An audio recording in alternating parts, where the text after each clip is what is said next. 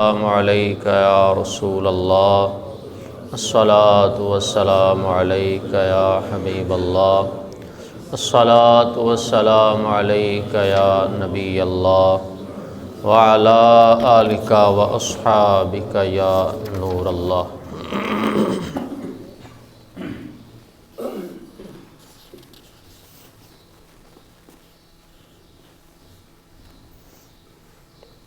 تقریباً ہر سال جب رمضان شریف کا ہمارا یہ جو فجر کے بعد کا درس ہوتا ہے، اس کی تیاری کے لیے میں ماہ رمضان سے 1-2 مہینے پہلے اس کی باقاعدہ تیاری کرتا ہوں، اور بہت مرتبہ تو تقریباً آدھے رمضان شریف کی تیاری میں پہلے کر لیتا ہوں، مواد ہائی لائٹ کرنا، دنوں کو تعین کرنا۔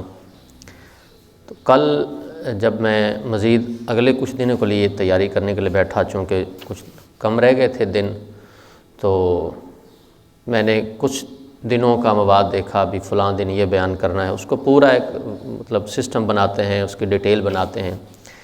تو 21-22 رمضان شریف تک جب میں پہنچا، 17 رمضان تک پہلے سے لکھا ہوا تھا، مزید آگے 5-6 دن جب میں آگے گیا، تو آج جو موضوع آپ کے سامنے بیان کرنا ہے، اس کا نمبر تو ویسے جو نمبرنگ میں نے کی تھی اس کے اعتبار سے تو اس کا کہیں 22-23 رمضان پر اس کا نمبر آتا تھا، لیکن جب میں نے اس کو کل پڑھا تو پھر رہا نہیں گیا، میں نے کہا چلو باقی بھی سبحان اللہ، لیکن پہلے یہ بیان کیا جائے۔ آپ سنیں گے انشاءاللہ ایمان تازہ ہوگا۔ میں کوشش کروں گا کہ جتنا وقت پہلے ہم لیتے ہیں اسی وقت میں ساری گفتگو مکمل کریں، قدم قدم پر انشاءاللہ، مرحلہ بہ مرحلہ آپ جو سنتے جائیں گے ایمان تازہ ہوگا۔ ہماری جو اس وقت میں آیات بیان کی جاتی ہیں ان کا موضوع ہے اے ایمان والو، یعنی وہ آیات جن میں اللہ تبارک و تعالیٰ نے یا ایھا الذین آمنوا کہہ کر خطاب فرمایا۔ آج کی جو آیت مبارکہ ہے یہ 10واں پارہ سورہ توبہ کی آیت نمبر 38 ہے۔ ارشاد فرمایا جاتا ہے یا ایھا الذین آمنوا ما لکم اذا قیل لکم انفروا فی سبیل اللہ ثاقلتم فی الارض ارضیتم بالحیاۃ الدنیا من الآخرہ فما متاع الحیاۃ الدنیا فی الآخرۃ الا قلیل۔ اے ایمان والو، تمہیں کیا ہوا جب تم سے کہا جائے کہ اللہ کی راہ میں نکلو تو زمین کے ساتھ لگ جاتے ہو؟ کیا تم آخرت کی بجائے دنیا کی زندگی پر راضی ہو گئے؟ تو آخرت کے مقابلے میں دنیا کی زندگی کا ساز و سامان بہت ہی تھوڑا ہے۔ یہ آیت مبارکہ غزوہ تبوک کے متعلق ہے، اور آج ہمارا موضوع بھی غزوہ تبوک میں صحابہ کرام کے حالات اور اس میں کچھ ڈیٹیل اور تفصیلات ہیں۔ غزوہ تبوک کی ترغیب میں یہ آیت مبارکہ نازل ہوئی۔ تبوک ملک شام کے اطراف میں مدینہ طیبہ سے کافی فاصلے پر ایک مقام ہے۔ اس دور میں تبوک کی طرف جانے والا جو راستہ تعمیر کیا گیا ہے، جدید حساب کی روح سے اس کا فاصلہ 900 کلومیٹر کے قریب ہے۔ 900 کلومیٹر۔ رجب 9 ہجری میں طائف سے واپسی کے بعد جب سرکار دو عالم صلی اللہ علیہ وسلم کو خبر پہنچی کہ عرب کے عیسائیوں کی سازش اور برانگیختہ کرنے سے ہرقل شاہ روم نے، یہ بادشاہ کا نام تھا، روم کے بادشاہ ہرقل نے رومیوں اور شامیوں کا ایک بھاری لشکر جمع کر لیا ہے۔ ویسے اس کا تلفظ ہرقل ہے، لیکن ہرقل بادشاہ بھی کہتے ہیں۔ اس نے ایک بھاری لشکر جمع کر لیا ہے اور وہ مسلمانوں پر حملے کا ارادہ رکھتا ہے۔ تو نبی پاک علیہ الصلوۃ والسلام نے مسلمانوں کو ان کے خلاف جہاد کا حکم دے دیا۔ وہ ادھر سے آئے ہیں، ادھر تیاری ہے۔ یہ زمانہ نہایت تنگی، قحط سالی اور گرمی کی شدت کا تھا، یہاں تک کہ 2 آدمی ایک کھجور پر گزارا کرتے تھے۔ 2 آدمی ایک کھجور پر۔ سفر دور کا تھا، جبکہ دشمن تعداد میں زیادہ اور مضبوط تھے۔ ان وجوہات کی بنا پر لوگوں کو گھر سے نکلنا مشکل محسوس ہو رہا تھا۔ مدینہ منورہ کے بہت سے منافقین جن کے نفاق کا راز فاش ہو چکا تھا، وہ خود بھی فوج میں شامل ہونے سے جی چراتے تھے اور دوسروں کو بھی منع کرتے تھے، لیکن اس کے باوجود 30,000 کا لشکر جمع ہو گیا۔ کچھ جو واقعات آپ لوگ سنتے رہتے ہیں نا صحابہ کرام کے، وہ اسی غزوے کے متعلق ہیں۔ اب ان تمام مجاہدین کے لیے سواریوں اور سامان جنگ کا انتظام کرنا ایک بڑا ہی کٹھن مرحلہ تھا، کیونکہ لوگ قحط کی وجہ سے انتہائی مفلوق الحال اور پریشان تھے۔ اس لیے نبی پاک علیہ الصلوۃ والسلام نے عرب کے تمام قبائل سے فوجیں اور مالی امداد طلب فرمائی۔ صحابہ کرام نے اس غزوے میں دل کھول کر مال خرچ کیا۔ حضرت عبد الرحمن بن خباب رضی اللہ تعالیٰ عنہ فرماتے ہیں، میں بارگاہ رسالت میں حاضر تھا اور آپ غزوہ تبوک کے بارے میں صحابہ کرام کو ترغیب دے رہے تھے۔ حضرت عثمان نے عرض کی، یا رسول اللہ کے راستے میں پالان کے ساتھ، وہ جو کجاوا سے نا اوپر رکھتے ہیں سامان وغیرہ، پالان کے ساتھ 100 اونٹ میرے ذمے ہیں۔ نبی پاک نے پھر ترغیب دلائی۔ حضرت عثمان دوبارہ کھڑے ہوئے، عرض کی، یا رسول اللہ کے راستے میں پالان سمیت 200 اونٹ میرے ذمے ہیں۔ نبی پاک نے تیسری مرتبہ ترغیب دلائی تو حضرت عثمان پھر کھڑے ہو گئے اور عرض کی، یا رسول اللہ کے راستے میں 300 اونٹ پالانوں کے ساتھ میرے ذمے ہیں۔ حضرت عبد الرحمن فرماتے ہیں، میں نے دیکھا نبی پاک علیہ الصلوۃ والسلام ممبر سے نیچے تشریف لائے اور فرما رہے تھے، اس کے بعد عثمان جو بھی کریں ان پر کوئی حرج نہیں، جو بھی کریں ان پر کوئی حرج نہیں۔ یہ تو اعلان تھا، لیکن حاضر کرتے وقت حضرت عثمان غنی نے اپنے اعلان سے کہیں زیادہ مال دیا۔ حضرت علامہ برہان الدین حلبی رحمۃ اللہ تعالی علیہ فرماتے ہیں، غزوہ تبوک کے موقع پر جتنا مال حضرت عثمان غنی نے خرچ کیا اتنا کسی اور نے نہیں کیا۔ آپ نے 10,000 مجاہدین کو جہاد کا سامان دیا، 10,000 مجاہدین کو، اور 10,000 دینار اس غزوے پر خرچ کیے، ساز و سامان کے ساتھ 900 اونٹ اور 100 گھوڑے اس کے علاوہ ہیں۔ کتنے سخی دل تھے یہ جو لوگ تانے دیتے ہیں نا، چندہ کرتے ہو، پیسے اکٹھے کرتے ہو، لوگوں کو پیسوں کا کہتے ہو، یہ جن کو اس بات سے چڑ اور پریشانی رہتی ہے، اور وہ مطلب جو نا وہ نہیں دیکھتے کہ ظاہر سی بات ہے یہ جو اس وقت اللہ کے دین کے کام ہیں، تبلیغ کے کام ہیں، مساجد کے کام ہیں، مدارس کے کام ہیں، قرآن و حدیث کی خدمت ہے، یہ سارے کے سارے کام کیسے ہوں گے؟ کیا کوئی ایسا بندہ ہے جو اپنی طرف سے سپونسر کرے کہ یار میں ادارہ میں چلاتا ہوں؟ کس نیت سے؟ قرآن پاک کی نیت سے، حدیث پاک کی خدمت کی نیت سے۔ انہیں یہ توجہ سے یہ باتیں سننی چاہیے جنہیں بلا وجہ کا ویر ہے ان باتوں سے کہ جناب یہ کیوں پیسے اکٹھے کرتے ہیں۔ کوئی غیرت آنی چاہیے۔ ہم لوگ ویلفیئر چلانے والے تو ہمارے میں بہت زیادہ ہیں، اور وہ چلانے والے بھی بعض تو ایسے ہیں کہ وہ نہیں دیکھتے جائز ناجائز کیا ہے، یعنی زکوٰۃ لگتی یا نہیں لگتی وہ نہیں دیکھتے، فطرانہ لگتا ہے یا نہیں لگتا وہ نہیں دیکھتے، علاج یہاں اس طریقے سے کروایا جا سکتا نہیں کروایا جا سکتا نہیں دیکھتے، یہ تشہیر کی جا سکتی ہے نہیں کی جا سکتی وہ اس بات کو نہیں دیکھتے، یہ ادارہ کس مد میں ہے کس مد میں نہیں اس بات کو نہیں دیکھتے۔ ٹھیک، ہم جی ویلفیئر چلا رہے ہیں، کیا ان کے کسی جناب دل کے کسی کونے میں یہ بات نہیں آئی کہ میں قرآن پاک اور حدیث پاک کی خدمت کے لیے بھی ادارہ چلا سکتا ہوں یا نہیں چلا سکتا؟ اصل مسئلہ تو ٹیکس کے چکر کا ہے نا، اصل بات تو کوئی اور ہے، اصل بات تو کسی کے لیے نام و نمود ہے۔ اللہ سب کو اخلاص نصیب فرمائے، لیکن بہرحال جو دینی ترویج کے معاملات ہیں اس میں انسان کو بڑھ چڑھ کر حصہ ملانا چاہیے۔ سارے کے سارے ویلفیئر کی طرف چلے جائیں، سارے کے سارے اسپتالوں کی طرف چلے جائیں، سارے کے سارے علاجوں کی طرف چلے جائیں، سارے کے سارے جناب غریبوں مسکینوں اور شادیوں کی طرف چلے جائیں، تو مجھے بتائیے جن لوگوں نے آپ کو قرآن پڑھانا ہے، سنانا ہے، حدیث بتانی ہے، دین پہنچانا ہے، دین آپ تک آپ کو بتانا ہے، دین کے مسائل پہنچانے ہیں، جنازے، ختم، درود، نکاح، یہ سارے کے سارے کام، نمازیں، یہ سارے کام جنہوں نے کروانے ہیں، تو مجھے بتائیں بس ان کو اللہ سپرد کر دیا اور باقی سارے کام خود سنبھال لیے، اور جب بات کی جائے کہ جی مساجد مدارس کا خیال کریں تو کہتے ہیں چندہ اکٹھا کر دینا۔ ٹھیک، سارے ویسے تو سارے اللہ کے سپرد ہیں، لیکن بہرحال اس بات پر توجہ کرنی چاہیے کہ یہ جو دین کے لیے یہ مالی امداد طلب فرمانا یہ نبی پاک کا طریقہ ہے، صحابہ کرام کا طریقہ ہے، حضرت بلال حبشی کا طریقہ ہے۔ اب ذرا ایک اور جوڑا مشہور واقعہ ہے وہ آپ سنیں، ایمان تازہ کریں۔ حضرت عمر بن خطاب فرماتے ہیں رسول اکرم صلی اللہ علیہ وسلم نے ہمیں صدقہ کرنے کا حکم فرمایا، اتفاق سے اس وقت میرے پاس مال تھا، میں نے کہا آج میں واد جانا ہے، صدیق اکبر سے آج میں آگے نکل جانا ہے کیونکہ میرے پاس مال بہت ہے۔ اگر میں صدیق اکبر سے کسی دن سبقت لے سکتا ہوں تو آج لے جاؤں گا۔ فرماتے ہیں پھر میں نصف مال لے کر حاضر ہوا۔ رسول اللہ صلی اللہ علیہ وسلم نے فرمایا اپنے گھر والوں کے لیے کیا چھوڑا ہے؟ حضرت فاروق اعظم سے کہا، میں نے عرض کی اس کے برابر اتنے ہیں، وہ جنہ لے آیا یہ ہے تو ادھا اتھے ہے۔ حضرت ابوبکر صدیق اپنا سارا مال جس کی مقدار 4000 درہم تھی لے کر حاضر ہوئے۔ تو نبی پاک علیہ السلام نے ان سے پوچھا، ان سے فرمایا گھر والوں کے لیے کیا چھوڑا؟ تو انہوں نے عرض کی ابقیت لہم اللہ و رسولہ، گھر والوں کے لیے اللہ اور اس کا رسول چھوڑایا۔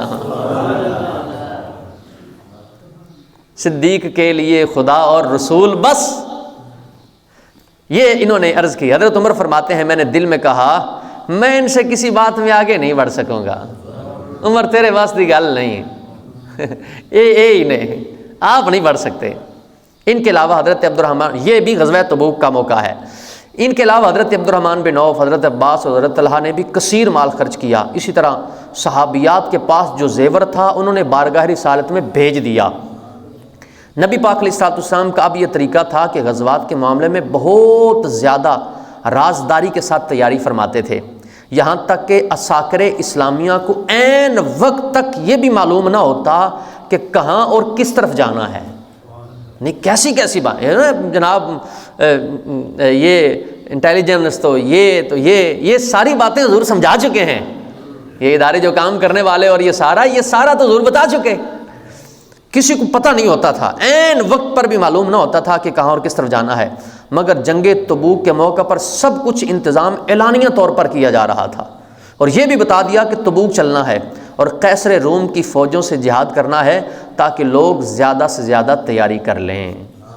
سبحان اللہ، کیا شان ہے، پتہ ہے سامنے موت ہے، پتہ ہے سامنے طاقتور ہے، لیکن اس کے باوجود صحابہ کرام کا جذبہ، صحابہ کرام علیہ مردوان کا جوش، جہاد سے محبت، نبی پاک سے پیار، حضور کی فرما برداری، یہ ساری باتیں یہاں موجود ہیں۔ بہرحال نبی پاک علیہ السلام 30,000 کا لشکر لے کر تبوک روانہ ہوئے اور مدینہ کا نظم و نقش چلانے کے لیے حضرت علی کرم اللہ تعالیٰ وجہ الکریم کو اپنا خلیفہ بنایا۔ حضرت سعد بن ابی وقاص فرماتے ہیں غزوہ تبوک کے موقع پر رسول اللہ صلی اللہ علیہ وسلم نے حضرت علی کو مدینہ منورہ میں چھوڑا تو آپ نے عرض کی یا رسول اللہ مجھے بچوں اور عورتوں میں چھوڑ کر جا رہے ہیں۔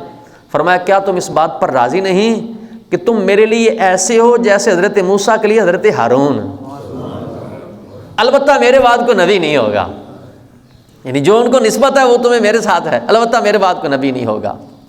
جب نبی پاک علیہ السلام تبوک کے قریب پہنچے تو ارشاد فرمایا انشاءاللہ، اب یہ غیب کی خبریں نبی پاک نے اس موقع پر ارشاد فرمائیں، آنے والے وقت کی خبریں ارشاد فرمائیں، جیسے غزوہ بدر میں نہیں فرمایا تھا، ابھی کل کا دن گزرا نا، کل پرسوں کا بھی آپ نے فرمایا کل فلاں جگہ گرے گا، یہ فلاں جگہ۔ صحابہ فرماتے ہیں ذرا بھی کوئی آگے پیچھے نہیں ہوا، یعنی جن لوگوں کو ویسے جہاد پر بڑی تبلیغ کرتے ہیں ان کو تو کم از کم غزوہ بدر نظر آ ہی جانا چاہیے اور غیب کا علم نظر آ ہی جانا چاہیے۔ کوئی نہیں سمجھ آئی، بھائی پہلے سے فرما رہے ہیں۔ اور پھر غزوہ بدر میں وہ موقع جس میں حضرت فاروق اعظم ساتھ کھڑے ہیں، نبی پاک علیہ السلام کنویں جس میں کافروں کی لاشیں ڈالی گئی تھیں، حضور کھڑے ہو کے فرمایا ہاں بھائی فلاں، اے فلاں ہمیں اپنا وعدہ مل چکا، تمہیں تمہارا وعدہ مل چکا؟ تو حضرت عمر نے کہا حضور تو مردے نے سن دے ہی نہیں۔ فرمایا تم سے زیادہ نہیں سن رہا، وہ بھی سن رہے ہیں۔ تو میں کہہ رہا ہوں یہ کہتے ہیں بھی انہیں آنے والے وقت کا پتہ ہی نہیں، انہیں غیب کی خبر نہیں، اور پھر ساتھ جہاد کی تبلیغ کرتے ہیں، بندے بھرتی کرتے ہیں، اس پر خرچہ کرتے ہیں، ان کو لے جاتے ہیں غلط صحیح جس طریقے سے بھی، ان کو تو کم از کم یہ پہلا غزوہ نظر آ جانا چاہیے کہ اس میں نبی پاک علیہ السلام مردوں کو سنا بھی رہے ہیں، غیب کی خبریں بھی فرما رہے ہیں، ان کو تو سمجھ آ جانی چاہیے۔ یہاں بھی حضور نے آنے والے زمانے کی خبریں دی، چنانچہ نبی پاک علیہ السلام فرمانے لگے انشاءاللہ کل تم لوگ تبوک کے چشمہ پر پہنچو گے اور سورج بلند ہونے کے بعد پہنچو گے، لیکن کوئی شخص وہاں پہنچے تو پانی کو ہاتھ نہ لگائے۔ نبی پاک علیہ السلام جب وہاں پہنچے تو جوتے کے تسمے کے برابر اس میں پانی کی ایک دھار بہہ رہی تھی۔ آپ صلی اللہ علیہ وسلم نے اس میں سے تھوڑا سا پانی منگا کر ہاتھ منہ دھویا اور اس پانی میں کلی فرمائی، پھر حکم دیا کہ اس پانی کو چشمے میں انڈیل دو۔ لوگوں نے جب اس پانی کو چشمے میں ڈالا تو چشمے سے زوردار پانی کی موٹی دھار بہنے لگی اور 30,000 کا لشکر اور تمام جانور اس چشمے کے پانی سے سراب ہو گئے۔ کیا بات ہے، سبحان اللہ۔ سرکار دو جہاں صلی اللہ علیہ وسلم نے کافی عرصہ یہاں قیام فرمایا۔ ہرقل اپنے دل میں آپ صلی اللہ علیہ وسلم کو سچا نبی جانتا تھا، اس لیے اسے خوف ہوا اور اس نے آپ سے مقابلہ نہ کیا۔ نبی پاک علیہ الصلوۃ والسلام نے اطراف میں لشکر بھیجے، چنانچہ حضرت خالد بن ولید کو 400 سے زائد سواروں کے ساتھ دومت الجندل کے حاکم عقیدر سے مقابلہ کرنے کے لیے بھیجا اور فرمایا کہ تم اس کو نیل گائے کے شکار میں پکڑ لو۔ چنانچہ ایسا ہی ہوا، جب وہ نیل گائے کے شکار کے لیے اپنے قلعے سے اترا تو حضرت خالد بن ولید نے اسے گرفتار کر لیا۔ یہ بھی آنے والے زمانے کی خبر تھی، اور اسے رسول اللہ صلی اللہ علیہ وسلم کی خدمت اقدس میں لے آئے۔ نبی پاک علیہ الصلوۃ والسلام نے جزیہ مقرر فرما کر اس کو چھوڑ دیا۔ اسی طرح حاکم ایلا پر اسلام پیش کیا اور جزیہ پر صلح فرمائی۔ ساتھ ہی ساتھ اسی واقعے میں نبی پاک علیہ الصلوۃ والسلام کے 3 ایسے صحابہ کرام جن کا غزوہ تبوک کے ساتھ ہی تعلق ہے، ان کا بھی واقعہ بڑا دردناک اور بڑا خوبصورت ہے، اس میں وہ بھی سننے کے قابل ہے۔ آپ حضرات وہ بھی سماعت فرمائیں، انشاءاللہ ایمان تازہ ہوگا۔ چنانچہ یہ ویسے بھی پورا جو واقعہ ہے یہ اس کے اندر بخاری شریف کے اندر موجود ہے بڑی تفصیل کے ساتھ۔ اس میں 3 حضرات تھے، ایک حضرت کعب بن مالک ہیں اور اس کے علاوہ 2 حضرات اور ہیں جن کی اس غزوے میں حاضری نہ ہو سکی۔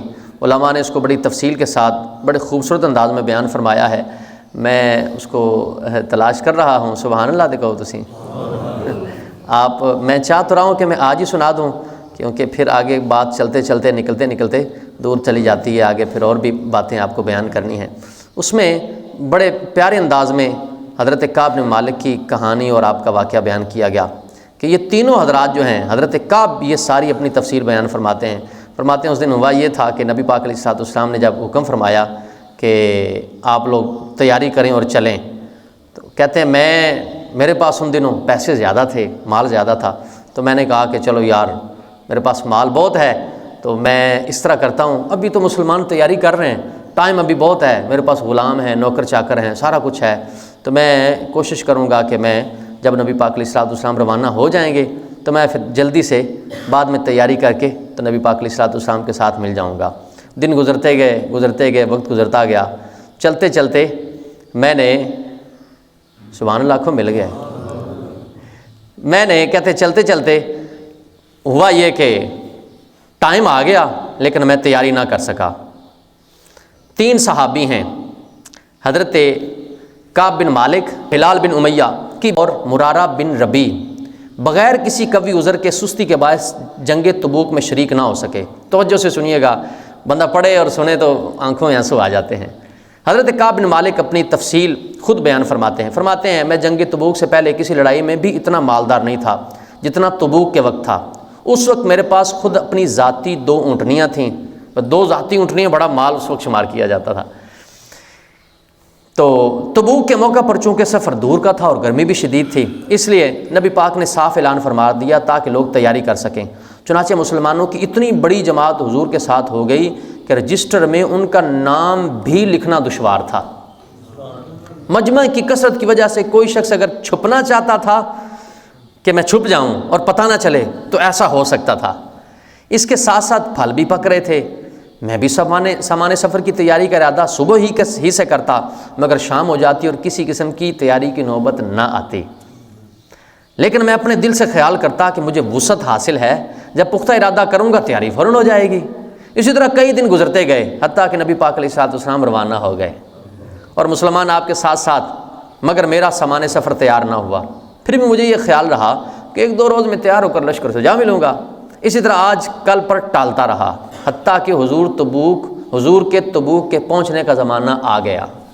سفر 10 دن، 20 دن، مہینہ، 5 دن ایسے سفر ہوتے تھے۔ حضور کے پہنچنے کا زمانہ آ گیا تبوک میں۔ اس وقت میں نے کوشش بھی کی مگر سامان نہ ہو سکا۔ اب میں جب مدینہ منورہ میں ادھر ادھر دیکھتا ہوں تو پھر مجھے وہی لوگ ملتے ہیں جن کے اوپر نفاق کا بدنماغ داغ لگا ہوتا یا معذور ہوتے ہیں، اس کے علاوہ کوئی بندہ وہاں نہ آتا۔ ادھر حضور نے تبوک پہنچ کر دریافت فرمایا حضور نے پوچھا کعب نظر نہیں آ رہا، کیا بات ہوئی؟ ایک صاحب نے کہا یا رسول اللہ اس کو مال و جمال کے فخر نے روکا۔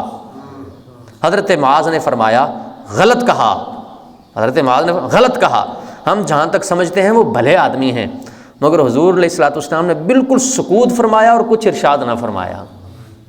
کسی کی غیر موجودگی میں غلط کمنٹ نہیں کرنا چاہیے، ٹھیک؟ یہ باتیں ہمیں ساتھ ساتھ سیکھنی چاہیے۔ نبی پاک خاموش ہو گئے، حتیٰ کہ چند روز میں نبی پاک کی واپسی کی خبر سنی۔ حضرت کعب فرماتے ہیں تو مجھے رنج و غم ہوا اور فکر پیدا ہوئی، دل میں جھوٹے جھوٹے عذر آتے تھے کہ اس وقت کسی فرضی عذر سے حضور کے غصے سے جان بچا لوں، مگر پھر کسی وقت معافی کی درخواست کر لوں گا، اور اس بارے میں اپنے گھرانے کے ہر سمجھدار سے مشورہ کرتا رہا، مگر جب مجھے معلوم ہوا کہ حضور تشریف لے ہی آئے ہیں تو میرے دل نے فیصلہ کیا کہ بغیر سچ کے کوئی چیز نجات نہ دے گی، سچ ہی بولنا چاہیے، بغیر سچ کے کوئی چیز نجات نہ دے گی۔ میں نے سچ عرض کرنے کی ٹھان لی۔ حضور کی عادت مبارکہ تھی کہ جب سفر سے واپس تشریف لاتے تو اول مسجد میں تشریف لے جاتے، یعنی پہلے حضور مسجد میں جاتے اور 2 رکعت تحیۃ المسجد پڑھتے، وہاں تھوڑی دیر تشریف رکھتے کہ لوگوں سے ملاقات فرمائیں۔ چنانچہ حسب معمول حضور تشریف لائے اور مسجد میں تشریف لے گئے اور وہاں تشریف فرما رہے۔ منافق لوگ آ کر جھوٹے جھوٹے عذر کرتے اور قسمیں کھاتے رہتے، میں اس واسطے نہیں گیا، میں اس واسطے نہیں گیا، یوں قسمیں اٹھا کہتے میں اس لیے نہیں گیا۔ نبی پاک علیہ الصلوۃ والسلام ان کے ظاہر حال کو قبول فرماتے رہے اور باطن سے حضور منہ پھیرتے رہے، اعراض فرماتے رہے کہ اتنے میں بھی حاضر ہوا اور سلام کیا۔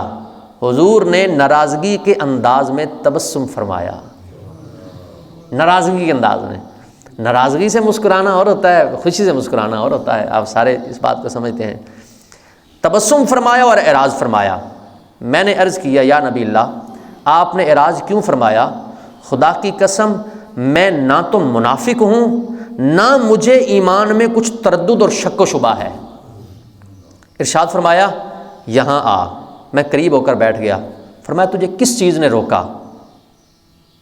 میں نے عرض کی یا رسول اللہ اگر میں کسی دنیا دار کے پاس اس وقت ہوتا تو مجھے یقین ہے کہ میں اس کے غصے سے کوئی نہ کوئی بات بنا کر جان چھڑا لیتا، خلاصی پا لیتا، کہ مجھے بات کرنے کا سلیقہ اللہ نے عنایت فرمایا۔ بھی گل مینوں سنانی آندی ہے، جان میں چھڑا سکنا لیکن کوئی دنیا دار ہوندا، لیکن یا رسول اللہ آپ کے متعلق مجھے علم ہے کہ آپ کے سامنے جھوٹ نہیں چل سکتا، جھوٹ نہیں چل سکتا۔ یا رسول اللہ بے شک آپ کو غصہ آ رہا ہے، لیکن قریب ہے کہ خدا کی ذات پاک آپ کے عتاب کو زائل کر دے گی۔ حضور میں سچ ہی عرض کرتا ہوں واللہ مجھے کوئی عذر نہ تھا، اور جیسا فارغ اور وسعت والا میں اس زمانہ میں تھا کسی زمانہ میں بھی اس سے پہلے نہ ہوا تھا۔ بس کریے کہ اگے چلن دئیے، اچھا چلن دئیے، ٹھیک ہے۔ اچھا اس سے پہلے نہ تھا۔ حضور نے فرمایا اس نے سچ کہا۔ پھر فرمایا اچھا اٹھ جاؤ، تمہارا فیصلہ اللہ خود فرمائے گا۔ میں وہاں سے اٹھا تو میری قوم کے بہت سے لوگوں نے مجھے ملامت کی کہ تو نے اس سے پہلے کبھی کوئی گناہ نہ کیا تھا، اگر کوئی عذر کر کے حضور سے استغفار کی درخواست کرتا تو حضور کا استغفار تیرے لیے کافی تھا، گل دائیں بائیں تو سنا دیندا، استغفار حضور کا کافی تھا۔ میں نے ان سے پوچھا کیا اور بھی ایسا شخص ہے جس کے ساتھ یہ معاملہ ہوا ہو؟ لوگوں نے بتایا 2 شخصوں کے ساتھ اور بھی یہی معاملہ ہوا، انہوں نے بھی یہی گفتگو کی جو تو نے کی، اور یہی جواب ان کو بھی ملا جو تجھے ملا ہے۔ ہلال بن امیہ اور دوسرے مرارہ بن ربیع۔ میں نے دیکھا کہ 2 صالح شخص جو دونوں بدری ہیں، یعنی جنگ بدر میں شریک ہوئے ہیں، غزوہ بدر میں، وہ بھی میرے شریک حال ہیں۔ نبی پاک علیہ الصلوۃ والسلام نے ہم تینوں سے بولنے کی ممانت فرما دی کہ کوئی شخص ہم سے کلام نہ کرے۔ صحابہ کرام سے فرما دیا کہ ہم سے کوئی کلام نہ کرے۔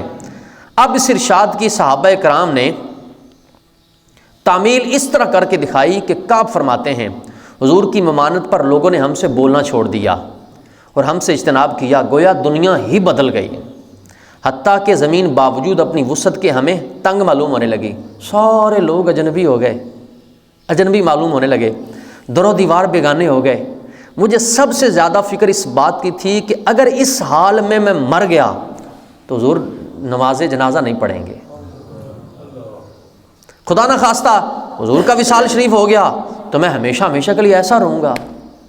یعنی کیا فکر ہے، کیا ٹینشن ہے، کس بات کا جناب پریشر ہے ذہن پر کہ اس وقت میں چلا گیا تو بھی مسئلہ، حضور نے پردہ فرمایا تو بھی میرے لیے پریشانی ہے، اور مجھ سے کوئی کلام نہ کرے گا، نہ میری نماز جنازہ پڑھے گا، کہ حضور کے ارشاد کے خلاف بھلا کون کو کر سکتا ہے. غرض ہم تینوں نے 50 دن اسی حال میں گزارے. میرے دونوں ساتھی تو شروع ہی سے گھروں میں چھپ کر بیٹھ گئے تھے، میں سب میں قوی تھا، مضبوط تھا، چلتا پھرتا، بازار میں جاتا، نماز میں شریک ہوتا. ایک گل بڑی دھیان نال سنیا جی. بازار میں جاتا، نماز میں شریک ہوتا، مگر مجھ سے کوئی بات نہ کرتا. حضور کی مجلس میں حاضر ہو کر سلام کرتا اور بہت غور سے خیال کرتا کہ حضور کے لب مبارک جواب کے لیے ہلے یا نہیں. نماز کے بعد حضور کے قریب ہی کھڑے ہو کر نماز پوری کرتا اور آنکھ چرا کر دیکھتا حضور مجھے دیکھتے بھی ہیں یا نہیں. وہ کہتے نہ کہتے کچھ، وہ کرتے نہ کرتے کچھ، وہ کہتے نہ کہتے کچھ، وہ کرتے نہ کرتے کچھ. اے کاش وہ سن لیتے مجھ سے میرا افسانہ. حضور مجھے دیکھتے بھی ہیں یا نہیں.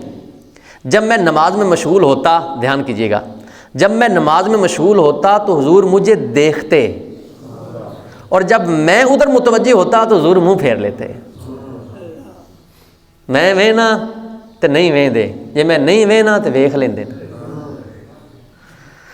ہاں اللہ اکبر. حضور منہ پھیر لیتے اور میری جانب سے اعراض فرما لیتے. غرض یہی حالات گزرتے رہے اور مسلمانوں کا بات چیت بند کر دینا مجھ پر بہت بھاری ہو گیا. تو میں ابو قتادہ کی دیوار پر چڑھا. وہ میرے رشتے کے چچا زاد بھائی تھے اور مجھ سے تعلقات بھی بہت ہی زیادہ تھے. یہ پوری تفصیل بخاری میں ہے، بخاری کا یہ واقعہ ہے. تعلقات بھی بہت زیادہ تھے. میں نے اوپر چڑھ کر سلام کیا تو انہوں نے بھی سلام کا جواب نہ دیا. چچا زاد بھائی کو سلام کیا اور انہوں نے بھی سلام کا جواب نہ دیا. میں نے ان کو قسم دے کر پوچھا کیا تمہیں معلوم نہیں کہ مجھے اللہ اور اس کے رسول سے محبت ہے؟ پتہ ہے نا میں مسلمان ہوں، حضور نال پیار کرنا پتہ ہے نا تمہیں. انہوں نے اس کا بھی جواب نہ دیا. میں نے دوبارہ قسم دی اور دریافت کیا، وہ پھر بھی چپ ہی رہے. میں نے تیسری مرتبہ پھر قسم دے کر پوچھا. انہوں نے صرف اتنا کہا، اللہ جانے تم دا رسول جانے. میری بات کا جواب نہیں، سلام کلام نہیں. یہ کلمہ سن کر میری آنکھوں سے آنسو نکل پڑے اور میں وہاں سے لوٹ آیا. اسی دوران ایک مرتبہ مدینہ کے بازار میں جا رہا تھا کہ ایک قبطی کو جو نصرانی تھا اور شام سے مدینہ منورہ اپنا غلہ فروخت کرنے آیا تھا، یہ کہتے ہوئے سنا کہ کوئی کعب بن مالک کا پتہ بتا دو. لوگوں نے اس کو میری طرف اشارہ کر کے بتایا. وہ عیسائی نصرانی میرے پاس آیا اور غسان کے کافر بادشاہ کا خط مجھے لا کر دیا. اس میں لکھا ہوا تھا، ہمیں معلوم ہے تمہارے آقا نے تجھ پر ظلم کر رکھا ہے، تجھے اللہ ذلت کی جگہ نہ رکھے اور نہ ضائع کرے، تم ہمارے پاس آ جاؤ، ہم تمہاری مدد کریں گے. حضرت کعب بن مالک فرماتے ہیں میں نے خط پڑھ کر انا للہ پڑھی کہ میری حالت یہاں تک پہنچ گئی کہ کافر بھی مجھ میں لالچ کرنے لگے ہیں اور مجھے اسلام تک سے ہٹانے کی تدبیریں ہونے لگی ہیں. یہ ایک اور مصیبت آئی اور اس خط کو میں نے تنور میں پھونک دیا، ڈال دیا، جلا دیا اور حضور سے جا کر عرض کی یا رسول اللہ اب تو آپ کے اعراض کی وجہ سے کافر بھی مجھ میں لالچ کرتے ہیں.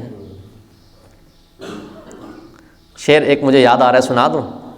یہ اب یہاں ترلے لے رہے ہیں، عرض کر رہے ہیں غور حضور ضرور کرنا میرے ترلیاں تے ہتھاں جوڑیاں دی اساں لوڑ تساں دی ہر ویلے پر تساں لوڑ کی اساں بے لوڑیاں دی تیرے در تے آ کے ڈگ پیاں ماری ہوئی میں دھکیاں دھوڑیاں دی میرے واسطے تاجے सिकंदरीए सोना धूले तुसां दे जोड़ियां दे। हुजूर आप तो काफिर भी तमा करते हैं। इसी हालत में हमने 40 रोज़ गुजारे, 40 रोज़ इसी हालत में गुजर गए कि हुजूर का कासिद मेरे पास हुजूर का ये इरशाद लेकर आया, अपनी बीवी को भी छोड़ दो, बीवी को भी छोड़ दो। मैंने दरियाफ्त किया कि क्या मंशा है, उसको तलाक दे दूं? कहा नहीं, बल्कि उससे अलहदगी इख्तियार कर लो। और मेरे दोनों साथियों के पास भी उन्हीं कासिद की मार्फत यही हुक्म पहुंचा। मैंने अपनी बीवी से कह दिया तू अपने मैके चली जा। अल्लाह अकबर। जब तक अल्लाह ताला इस अमर का फैसला ना फरमाए वहीं रहना। हज़रत बिलाल या हिलाल बिन उमैया की बीवी हुजूर की खिदमत में हाजिर हुई और अर्ज़ की, या रसूल अल्लाह, ये जो हिलाल हैं, हिलाल नाम है शायद, ये बिल्कुल बूढ़े शख्स हैं, कोई खबरगिरी करने वाला ना होगा तो हलाक हो जाएंगे। अगर आप इजाज़त दें तो मैं कुछ काम काज इनका कर दिया करूं। नबी पाक ने फरमाया, अच्छा इस बात की तुझे इजाज़त है मगर कुर्बत ना हो। उन्होंने अर्ज़ की, या रसूल अल्लाह, इस बात की तरफ तो उनका मिलान भी नहीं। जिस रोज़ से ये वाक़या पेश आया है आज तक उनका वक्त रोते ही गुजरा है। हज़रत काफ़ फरमाते हैं, इस हाल में 10 रोज़ और गुजरे कि हमसे बातचीत मेल जोल छूटे हुए पूरे 50 दिन हो गए। 50वें दिन सुबह की नमाज अपने घर की छत पर पढ़कर मैं नहायत गमगीन बैठा हुआ था। ज़मीन मुझ पर बिल्कुल तंग थी और ज़िंदगी दो भर हो रही थी कि सिला पहाड़ की चोटी पर एक ज़ोर से चिल्लाने वाले ने आवाज़ दी, काब तुझे खुशखबरी हो। मैं इतना ही सुनकर सजदे में गिर गया और खुशी के मारे रोने लगा और समझा कि तंगी दूर हो गई। नबी पाक अलैहिस्सलाम ने सुबह की नमाज के बाद हमारी माफ़ी का ऐलान फरमाया, जिस पर एक शख्स ने पहाड़ पर चढ़कर ज़ोर से आवाज़ दी जो सबसे पहले पहुंच गई। उसके बाद एक साहिब घोड़े पर सवार भागे हुए आए। मैंने अपने पहनने के कपड़े इस बिशारत देने वाले की नज़र किए और फिर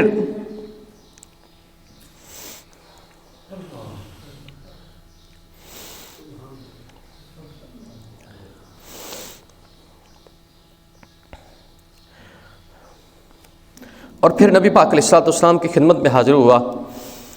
अल्लाह अकबर। इसी तरह मेरे दोनों साथियों के पास भी खुशखबरी लेकर लोग गए।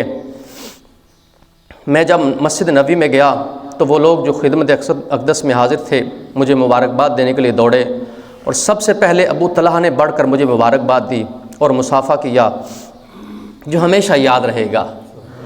मैंने हुज़ूर की बारगाह में जाकर सलाम किया तो चेहरा अनवर खिल रहा था और खुशी के अनवार चमक रहे थे, चेहरे मुबारक पर चमक रहे थे। हुजूर का चेहरा मुबारक खुशी के वक्त चाँद की तरह चमकने लगता था। मैंने अर्ज़ की, या रसूल अल्लाह, मेरी तौबा की तकमील ये है कि मेरी जितनी जायदाद है वो सब अल्लाह के रास्ते पर सदका है। क्यों? इसलिए कि इसी की वजह से ये मुसीबत बनी है। नबी पाक अलैहिस्सलाम ने फरमाया, इसमें तंगी होगी, कुछ हिस्सा अपने पास भी रहने दें। मैंने अर्ज़ की, बेहतर है कुछ हिस्सा मेरे पास रहने दिया जाए। मुझे सच ही ने नजात दी, इसलिए मैंने अहद किया कि हमेशा सच ही बोलूँगा। ये जो पूरा वाक़या और पूरी तफसील है ये हमें कितना कुछ समझा गई, क्या कुछ बता गई, इस पर हमें ये गौर करने की हाजत है कि जो इस वक्त हमारे हालात हैं, जो इस वक्त हमारे मामलात हैं, जो इस वक्त हमारी मसरूफ़ियात हैं, कि नबी पाक अलैहिस्सलाम की तरफ, हुजूर की सुन्नत की तरफ, हुजूर के दीन की तरफ हमारी तवज्जो बिल्कुल ना होने के बराबर है। तो अगर यही चेहरा अनवर कब्र में फेर लिया गया या हशर में फेर लिया गया तो हम कहाँ जाएंगे, फिर किस तरफ जाएंगे। हालांकि नबी पाक अलैहिस्सलाम से ही बात बननी है, कब्र में भी और आखिरत में भी। अल्लाह पाक हमें इस रिश्ते की, इस मोहब्बत की कदर करने की तौफीक अता फ़रमाए। आमीन। वमा अलैया इल्लल बलाग।